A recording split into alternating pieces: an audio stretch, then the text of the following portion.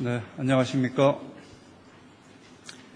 7월 19일 금요일 대변인 정례 브리핑을 시작하겠습니다. 오늘은 제가 먼저 세 가지를 말씀드리겠습니다. 첫 번째 말씀드릴 것은 파나마 정부의 북한 선박 차단권에 대한 외교부 대변인 논평을 발표하겠습니다. 우리 정부는 파나마 정부가 7월 15일 UN 안보리 결의 의무에 따라 의심 화물을 적재한 북한 선박을 차단한 것을 높이 평가하며 지지한다. 우리 정부는 파나마 정부와 UN 북한제재위원회의 조사를 통해 사실관계가 조속히 규명되기를 기대한다. 우리 정부는 대북 안보리 결의가 각국에 의해 충실히 이행되기를 희망하며 이를 위해 국제사회와 긴밀히 협조해 나갈 계획이다.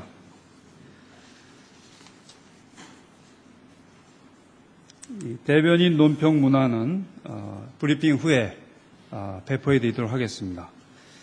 두 번째로 말씀드릴 것은 리 샤올린 중국 인민대회 우호협회 회장 방한 소식입니다. 리 샤올린 중국 인민대회 우호협회 회장이 윤병세 외교부 장관의 초청으로 7월 22일부터 25일까지 방한할 예정입니다. 리 샤올린 회장은 7월 22일 윤병세 외교부 장관과 면담할 예정입니다. 그리고 우리 국내의 한중 우호협회 및 한중 친선협회와 같은 양국 우호단체와도 교류할 예정입니다.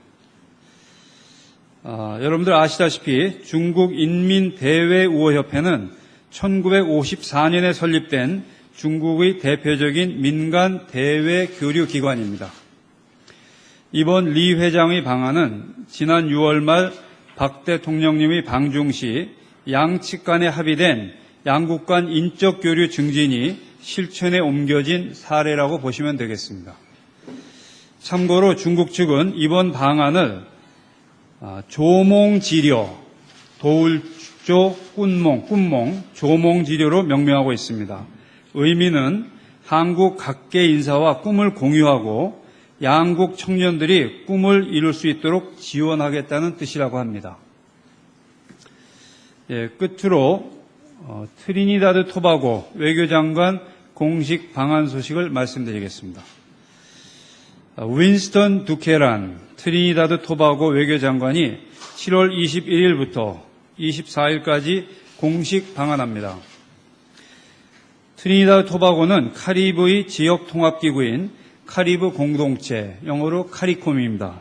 CARICOM, 카리브 공동체 내에서 중요한 역할을 하고 있는 국가입니다.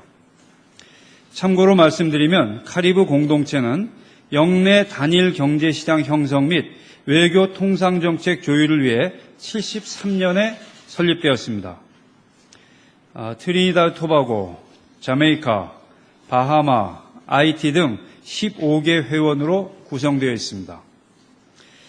윤병세 장관과 두케란 장관은 7월 22일 회담을 갖습니다.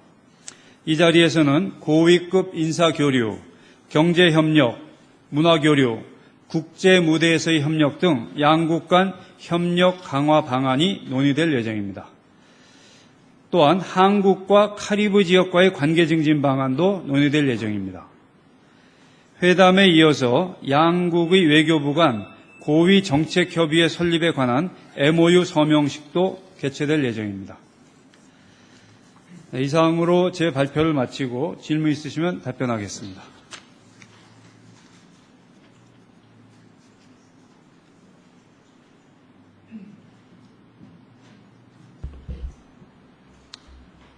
네.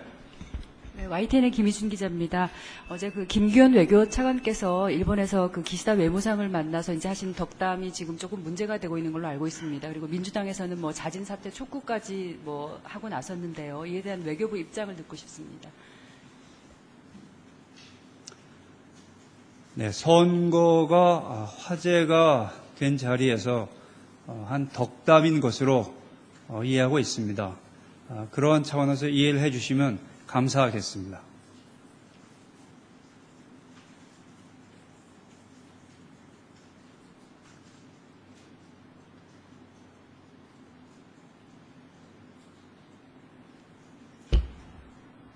네. 예, TV조선 최우정 기자인데요. 네. 그 중국에서 제이북 탈북자인 분에 대해서 공식 확인을 해주셨는데 지금 영사 면담 신청이 어떻게 진행되고 있는지 좀 말씀 부탁드리겠습니다.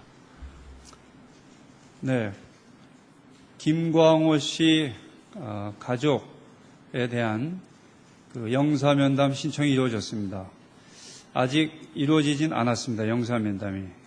외교부 및 주중 대사관으로서는 가능한 한 조기에 면담이 이루어질 수 있도록 최선을 다할 것입니다.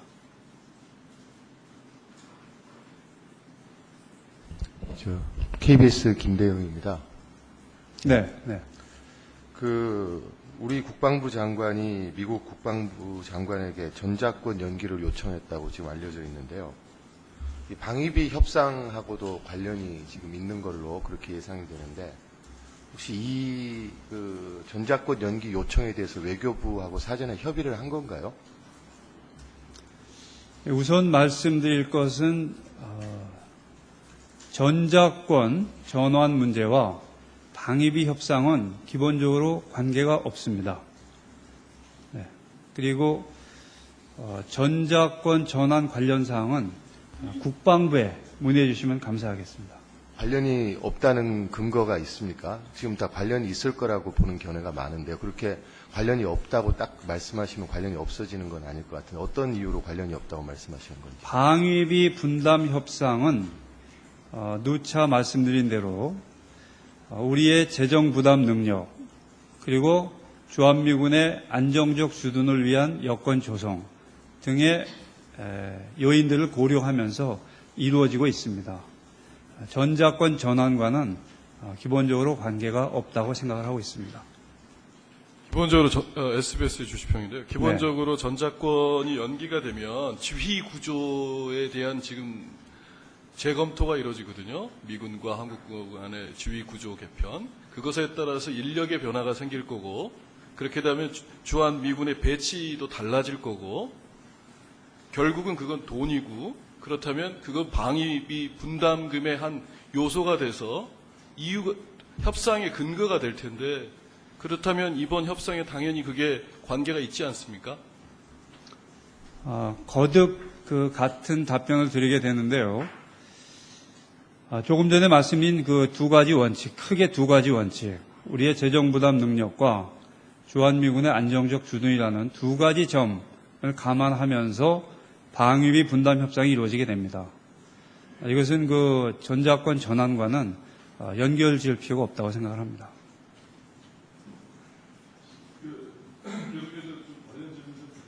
네.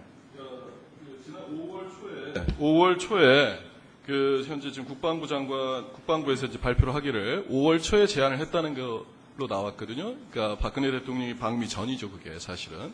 그리고 방미해서 사실상은 얘기를 했었고. 자, 그렇다면은 6월 말인가요? 7월 초인가요? 첫 번째 방위비 분담 협상이 있었잖아요. 그때 당시에 이것들에 대해서 미국 측에서나 또는 우리 협상단이 전혀 거론을 하지 않았나요, 혹시? 협상에서? 제가 이해하고 있기로는 그러한 점은 거론되지 않은 것으로 이해하고 있습니다. 네.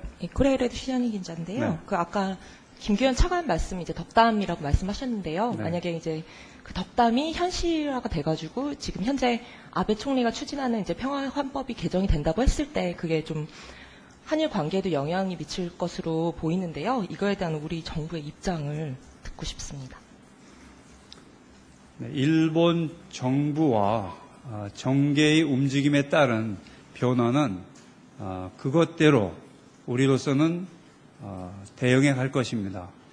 아까 말씀드린 대로 그 언급은 선거가 화제가 된 자리에서 이루어진 덕담 차원의 언급인 것으로 이해해 주시면 감사하겠습니다. 네. 미국 측에서는 방위비 분담금을 현재 목표를 50% 이상을 최소한 미니멈으로 50%를 잡고 있잖아요. 미국에서는. 그건 이미 나온 자료고요. 자, 그래서 미국이 이제 이번 방위비 협상에 있어서 전작권 연기를 지렛대로 사용할 경우, 협상이 지렛대로 사용할 경우 우리 외교부의 스탠스는 뭔가요? 거듭 말씀드리게 되는데요.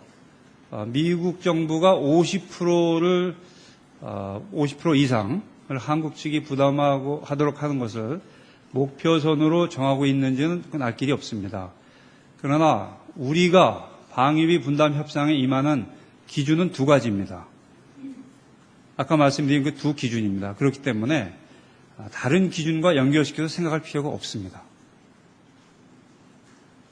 아니, 미국이 어떤 방식으로 협상 전략을 세우고 나올지도 우리도 예측할 수 없잖아요, 대변인님. 그렇죠? 그쪽에서 어떤 협상을 바꿀 수도 있는 거고, 협상의 전략을. 그건 예단할 수 없는 거잖아요. 그렇죠?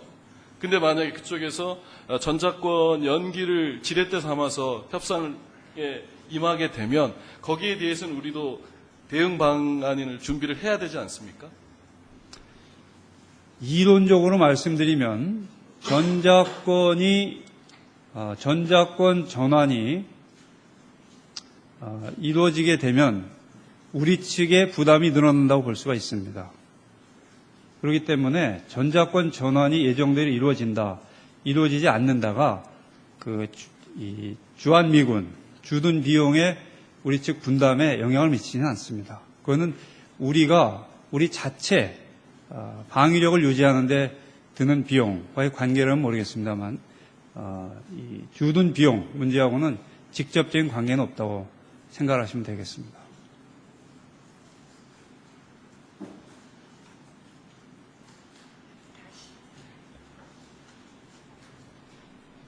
네.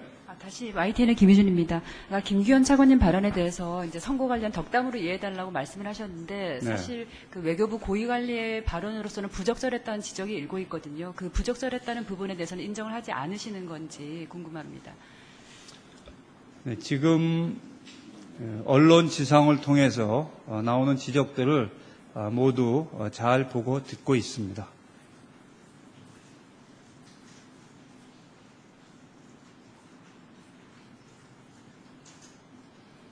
네. 국민일보 남현석입니다. 한미중 1.5 트랙 대화 일정이 지금 잡힌 게 있는지 그거 좀 말씀해 주십시오. 네, 한미중 1.5 트랙 대화는 월요일 7월 22일 서울에서 개최될 예정입니다.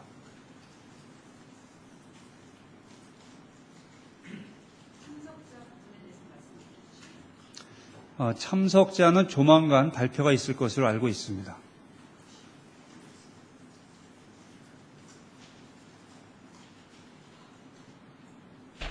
네. 김강호 씨 가족 먼저 좀 소속과 연합뉴스 정원학 먼저 기자입니다. 말씀해 주시죠. 김강호 씨 가족에 대한 그럼 영사 면담 일정도 아직 잡히지 않은 상태인가요? 면담이 안 이루어진 걸. 그렇습니다.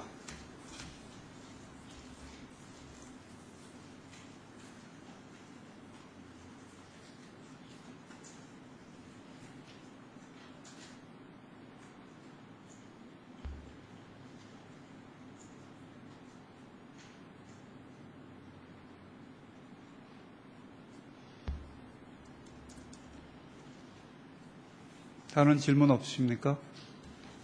네. 네, 아사히신문의 나카노라고 합니다. 네. 지난 일주일 동안에 한일 간에서 차관급 회담이 두 차례 열렸습니다만 거기서 한일 정상회담에 대한 이야기는 전혀 나오지 않았는지 그거에 대한 말씀 부탁드리고요. 그리고 아직은 거기 정상회담을 하기에는 분위기상으로 시기상조라고 보시는지 말씀 부탁드립니다.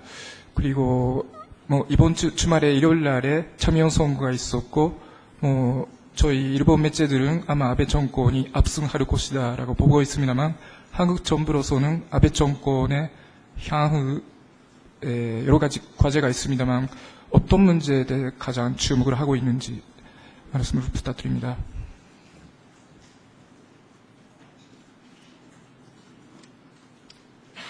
네, 먼저 첫 번째 질문 관련해서는 최근 있었던 두 번에 걸친 한일 외교 차관 간 접촉에서 한일 정상회담 문제는 구체적으로 언급된 바 없는 것으로 이해하고 있습니다. 두 번째 질문이 향후 정상회담이 이루어지기 위해서는 어떤 분위기가 조성되어야 되느냐 하는 질문이셨습니까? 네. 그것과 그 세 번째 질문을 묶어서 답변을 드리겠습니다. 우리 정부의 대일 정책은 분명합니다. 그리고 명백히 밝힌 바 있습니다. 일본은 우리의 소중한 이웃이고 많은 중요한 가치를 공유하고 있습니다. 또 양국은 같이 협력할 수 있는 분야가 많습니다. 우리 정부는 역사 문제와 같은 우리가 양보할 수 없는 원칙을 갖고 있는 분야에서는 엄중하게 원칙을 견제하면서 대응할 것입니다. 그러나 협력할 수 있는 분야에서는 또 협력을 할 것입니다. 일본 정부로서도 또 일본 정치 지도자들로서도 이러한 협력이 원활히 이루어질 수 있도록 화답을 해주기를 바라고 있고 그 점을 주목하고 있습니다.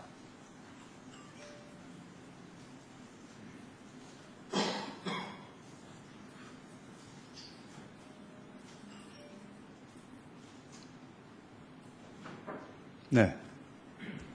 예, KBS의 이중근입니다. 지금 대변인께서 전작권 연기하고 방위비 협상은 관련이 없다고 반복해서 설명을 하셨는데요. 네. 둘 간의 연관성과는 별개로 국방부에서 전작권 연기를 요청하기 전에 외교부랑 사전에 협의는 한 건가요? 우선 전작권 관련 사항은 국방부에 문의해달라고 저희가 수차례 요청을 드린 바 있습니다. 국방부가 이제 주무부서이고 그렇기 때문에 국방부에서 이미 설명을 또 드린 바 있고요. 외교부와 협의한 바 있냐고 말씀하셨는데 일반론으로 말씀드리면 이 정부 전체는 유기적인 소통하에 움직이고 있습니다.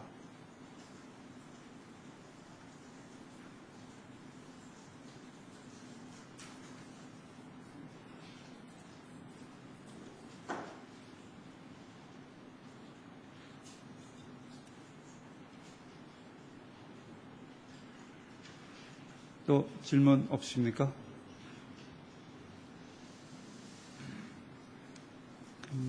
더 이상 질문이 없으면 마치겠습니다. 감사합니다. 수고하셨습니다.